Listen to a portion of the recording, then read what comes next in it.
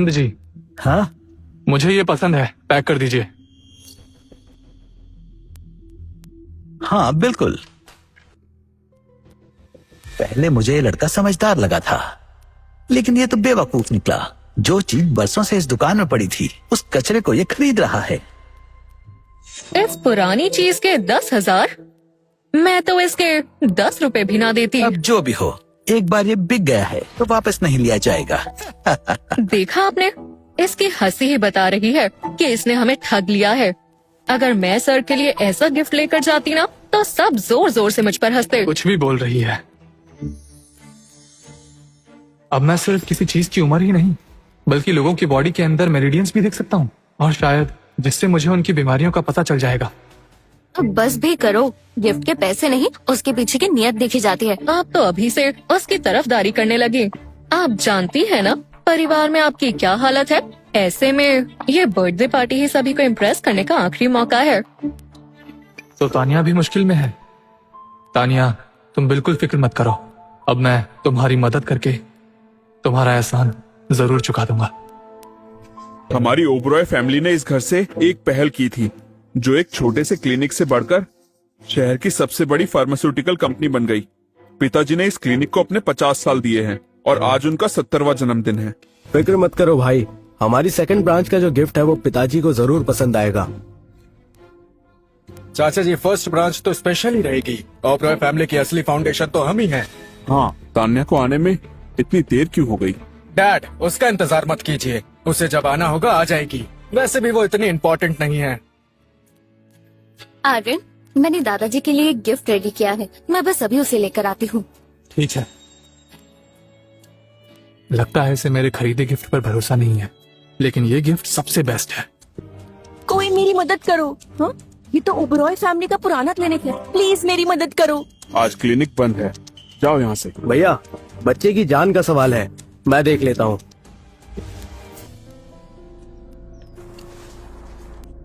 क्या हुआ? ऐसे कुछ इंटरनल प्रॉब्लम है। भैया, एक बार आप देखिए।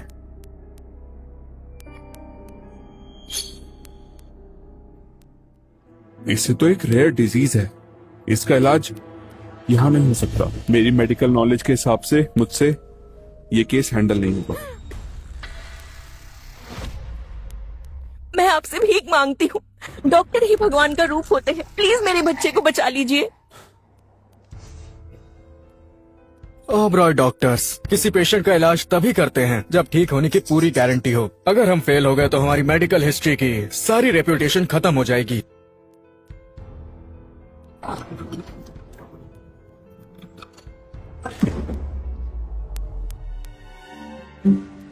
क्या आप भी ओबरॉय फैमिली से हैं? मेरा बेटा बीमार है, प्लीज इसे बचा लीजिए।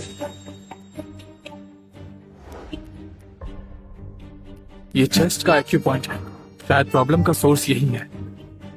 इतना यकीन से कह रहे हो? क्या तुम भी एक डॉक्टर हो?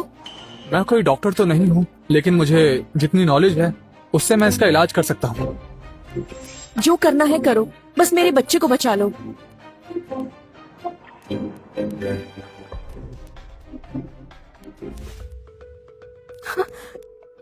तुम्हें होश आ गया? देखा, अब ये खतरे से बाहर है। बहुत बहुत शुक्रिया। मैं आपका नाम जान सकती हूँ? आपने मुझ पर बहुत बड़ा एहसान किया है। मेरा नाम आर्यन है, मैंने ज्यादा कुछ नहीं किया है। ये अभी ठीक है, लेकिन आप इसे जल्द से जल्द हॉस्पिटल ले जाइए, वहाँ इसका प्रॉपर ट्रीटमेंट होगा।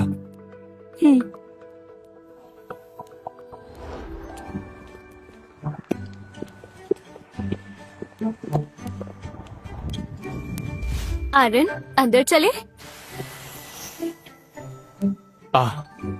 ठीक है।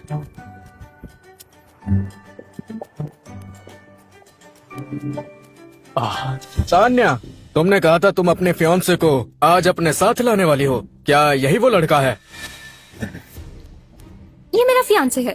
मैं शहर के सारे एलीट फैमिलीज को जानता हूँ, ये उन फैमिलीज में से तो नहीं है। मैं किसी एलीट फैमिली से नहीं हूँ, बस एक नॉर्मल आदमी हूँ। तान्या, तुम्हारी पसंद तो टॉप क्लास होती थी, तो फिर ये मामूली इंसान क्यों चुना? बेटा, तुम जैसे लोग हमारी दुनिया से बिल्कुल अलग हैं। हमारा तो सोशल सर्कल भी बिल्कुल अलग है, तुम्हें यहाँ से जाना चाहिए। अगर तान्या ने इस गरीब से शादी कर ली तो ओबरॉय फैमिली की प्रॉपर्टी का एक बड़ा हिस्सा इसे मिल जाएगा। तुम शक्ल सूरत से तो क्या, औकात से भी हमारी तान्या के लायक नहीं हो, लेकिन अब तुम यहाँ आ ही गए हो तो ये 10 लाख का चेक लो और निकल जाओ यहाँ से।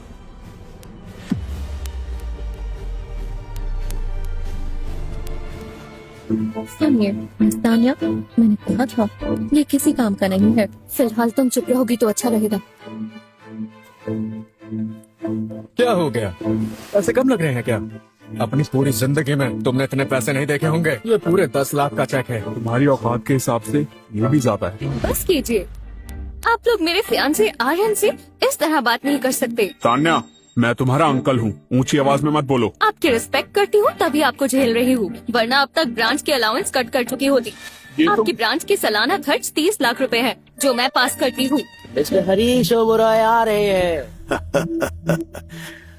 Happy birthday. दादाजी, तानिया, तो यही वो लड़का है जिससे तुम शादी करना चाहती हो? दिखने में तो बहुत हैंडसम है।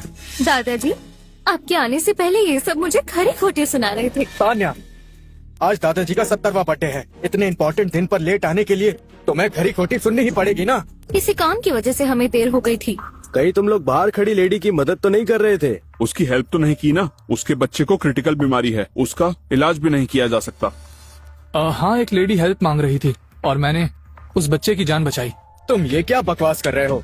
तुम कोई डॉक्टर हो जो उसकी जान बचाने का दावा कर रहे हो? तुम्हारा दिमाग खराब है। उस बीमारी का इलाज करना मुश्किल ही नहीं नामुमकिन है, और तुम कह रहे हो कि तुमने उस बच्चे की जान बचा। ये लड़का फालतू में शेकी मार रहा है। मुझे मौके का फायदा उठाना चाहिए। डैड, मैंने खुद उस पेशेंट की नर्व्स चेक की थी। उसका बचना बिल्कुल नामुमकिन है। वो ठीक तो हो ही नहीं सकता, पर ये आर्यन कह रहा है कि उसने उसकी जान बचा ली, जो कि सरासर झूठ है। तो आप ही बताइए, ऐसे आदमी को हम ओबरॉय फैमिली का दामाद कैसे बना सकते हैं? रोनित, क्या तुम्हारा भाई सच कह रहा है? हाँ डैड, ये सच कह रहे हैं। मैंने भी पेशेंट को चेक किया था। तो क्या आर्यन झूठ बोल रहा है?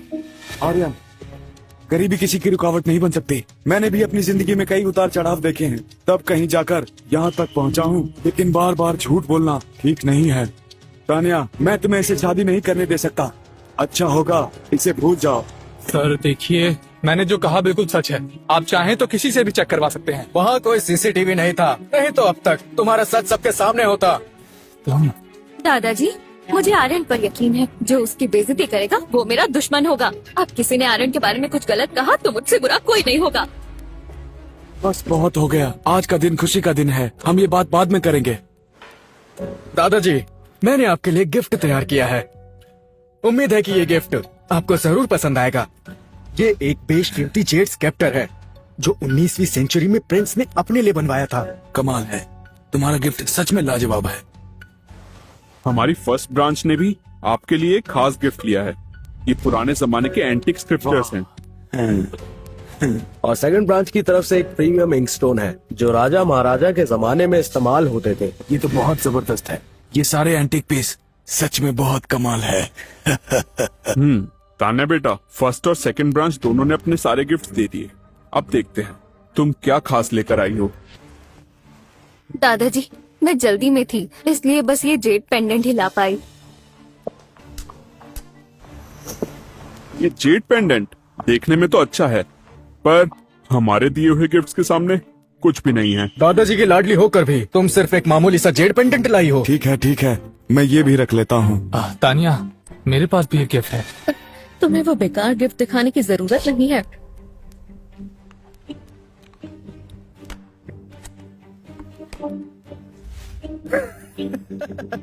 तुम ये गिफ्ट लेकर आए हो, एक टूटा फूटा कांसे का बर्तन। आर्यन, इस बेकार सी चीज से तुम्हारी औकात का साफ पता चलता है। तुम और तुम्हारा गिफ्ट दोनों ही बेकार है।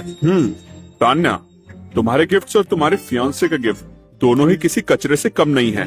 बिल्कुल। तुम्हारे इस कचरे के मुकाबले मेरा गिफ्ट कहीं ज्यादा कीमती है। क्या कहा तुमने? मेरे गिफ्ट को जज करने वाले तुम कौन होते हो? मेरा गिफ्ट तुम्हारे गिफ्ट से 100 गुना कीमती है। विकी, जो तुमने दिया है वो बस एक मॉडर्न जेड सेप्टर है जिसकी मार्केट वैल्यू मुश्किल से 10,000 होगी। और मिस्टर विनीत, आपका 20th सेंचुरी का आर्ट वर्क नकली है जिसकी कीमत ज्यादा से ज्यादा 3,000 होगी। और हाँ मिस्टर रोनित, आपका गिफ्ट थोड़ा बेटर है लेकिन उसकी कीमत भी बस 30,000 के आसपास होगी। और जो मैंने गिफ्ट दिया है 18th सेंचुरी की इंपीरियल कोर्ट की स्नफ बॉटल है जिसकी कीमत है 20 लाख, जो कि सबसे महंगा है। बस करो। तुम बहुत घमंडी हो। तुम्हारे हिसाब से हम सबके सारे गिफ्ट्स नकली हैं। आर्यन, अगर आज तुमने प्रूफ नहीं किया कि ये फेक है तो तुम यहाँ से जिंदा वापस नहीं जाओगे। तानिया, क्या यही तुम्हारी पसंद का लड़का है जो बस झूठी और बेबुनियादी बातें करता है? मुझे तुमसे ये उम्मीद नहीं थी। तुमने इसे यहाँ लाकर सारा माहौल खराब कर दिया। तुम सबसे माफी मांगो।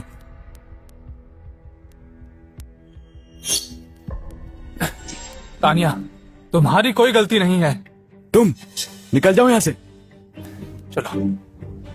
दादाजी, अगर आर्यन आज यहाँ से गया तो मैं भी उसके साथ जाऊंगी। तानिया, तुम्हारे पेरेंट्स दुनिया में नहीं है। मैंने तुम्हारी देखभाल की है, कंपनी की बागडोर भी तुम्हें सौंपी और तुम्हें इतना प्यार दिया, और आज तुम मुझे घर से जाने की धमकी दे रही हो, वो भी इस घटिया, निकम्मे और झूठे लड़के के लिए। दादाजी, अभी शादी भी नहीं हुई है तो इसका ये हाल है। अगर शादी हो गई तो ओबरॉय ग्रुप का नाम कहीं आर्यन ग्रुप ना हो जाए।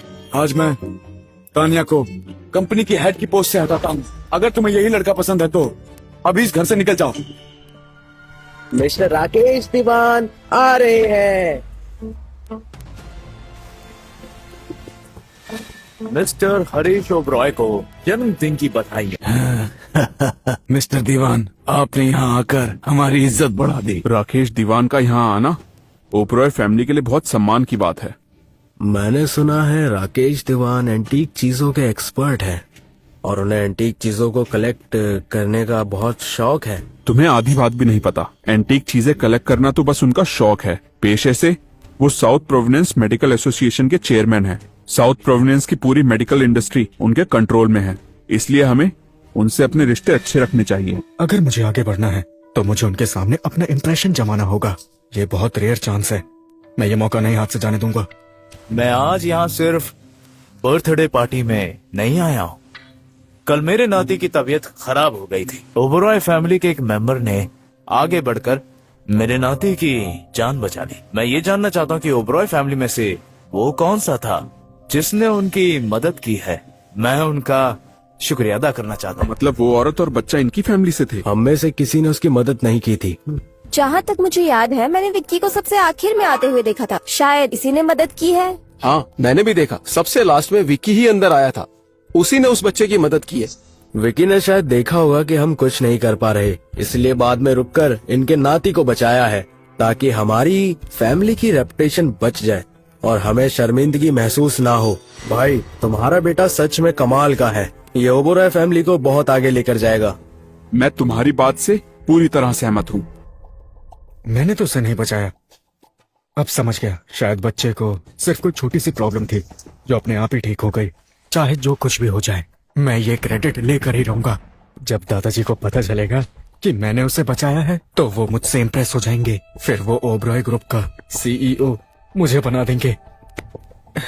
सही कहा डैड, उस वक्त मुझे थोड़ा डाउट हुआ था, इसलिए मैं वहीं रुक गया था और उसका इलाज किया। मुझे बिल्कुल अंदाजा नहीं था कि वो आपका ही पोता।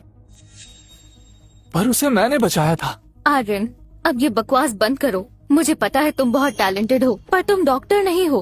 तुम उसे कैसे बचा सकते हो? तुम्हें भी मुझ पर यकीन नहीं है क्या? आर्यन, अब बस भी करो। तुम्हारी वजह से मैम को कितना कुछ सुनना पड़ रहा है। अब तुम क्या सच में उन्हें इस घर से बेदखल करवाना चाहते हो? इसमें आखिर मेरी क्या गलती है? अरे ये मत कीजिए। मेरे नाती की जान बचाने के लिए बहुत बहुत शुक्रिया। आगे से तुम्हें कुछ चाहिए हो तो मुझसे कहने से घबराना मत। विक्की, हमने नहीं सोचा था कि उस बच्चे को बचा पाएंगे, लेकिन तुमने कर दिखाया। क्या तुमने हमारी फैमिली की सीक्रेट टेक्निक का यूज किया? हाँ डैड, मैंने उसी सीक्रेट टेक्निक का यूज किया। माफ कर दीजिए। बहुत बढ़िया विक्की, बहुत बढ़िया। तुमने ओबरॉय फैमिली की सीक्रेट टेक्निक को इन बच्चों की जान बचाने के लिए यूज किया। इसके लिए तुम्हें माफी मांगने की कोई जरूरत नहीं। तुमने एक टेक्निक को सीखा भी और अच्छे से यूज भी किया। तुम सच में बहुत काबिल हो। तुम्हारी इस काबिलियत को देखते हुए मैं तुम्हें ओबरॉय ग्रुप का जनरल मैनेजर बनाता हूँ और आगे जाकर तुम ही कंपनी के हेड बनोगे। शुक्रिया दादाजी, मैं ओबरॉय ग्रुप को ऊंचाइयों पर लेकर जाऊंगा। देखा तुमने, अगर तुम नहीं होते तो ये सब नहीं होता। क्या मैंने क्या किया? तानिया, मुझे तुम पर बहुत नाज है, लेकिन तुमने इसे पसंद करके सब बर्बाद कर दिया। ये आर्यन दूसरों का क्रेडिट चुरा लेता है, बड़ी बड़ी बातें करता है, लेकिन अगर तुम अब भी माफी मांगकर इससे रिश्ता तोड़ दो तो मैं तुम्हें एक और मौका दे सकता हूँ। बिल्कुल नहीं।